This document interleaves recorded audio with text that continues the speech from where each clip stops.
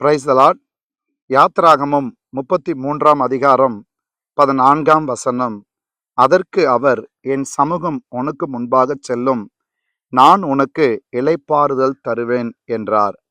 The book of Exodus chapter 33 and the verse 14 says, The Lord replied, I will personally go with you, Moses, and I will give you rest. Everything will be fine for you. மோசே வனாந்தர பிரயாணத்தில் தேவனுடைய சமூகத்தை போய், ஆண்டவரே, உம்முடைய சமூகம் எனக்கு முன்னாலே போகவில்லை என்றால் நான் இங்கிருந்து நான் புறப்பட மாட்டேன் என்று சொல்லி தேவனுடைய சமூகத்தில் போய் அவரோடு கூட மன்றாடுவதை நாம் இங்கே பார்க்கிறோம். எனக்கு அன்பானவர்களே, நம்முடைய வாழ்க்கை பிரயாணத்தில் கர்த்தர் நமக்கு முன் செல்ல வேண்டும்.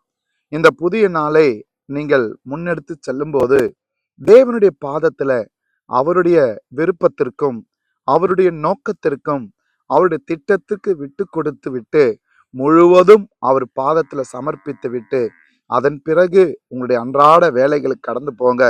உங்கள் வாழ்க்கையில எல்லாமே ஜெயமாய் மாறும்.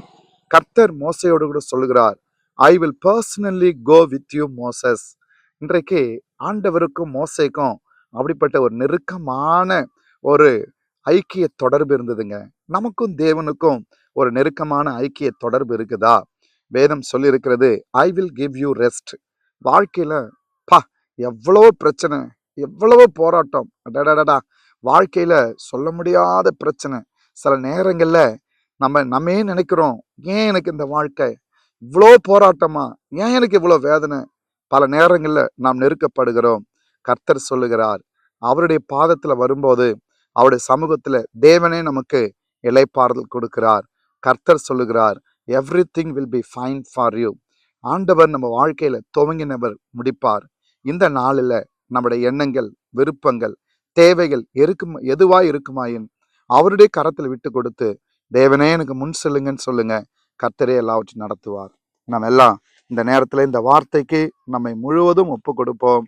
அவருடைய விருப்பம், அவருடைய சித்தத்துல முழுமையாய் விட்டு கொடுத்து அவருடைய நோக்கத்துக்காக வாழும்போது எல்லாவற்றையும் கர்த்தர் ஜெயமாய் மாற்றுவார். ஜெபிப்போமா? எல்லாரும் கண்களை மூடி. நல்ல பிதாவே, நீர் கொடுத்த இந்த வார்த்தைக்காக நன்றி. உம்முடைய பிரசன்னமும் மாறாத கிருபையும் ஆண்டவரே, இந்த புதிய நாளிலே உம்முடைய சமூகம் எங்களுக்கு முன் சொல்லும்படி ஜெபிக்கிறோம். எல்லா கோணலான பாதைகள் செவையாகும்படி ஜெபிக்கிறோம்ப்பா. உம்முடைய காருண்யமும் கிருபையும் ஒத்தாசை கூட இருந்து வழிநடத்தி ஆளுகை செய்யும். இயேசுவின் நாமத்தில் பிதாவே, ஆமென். God bless you.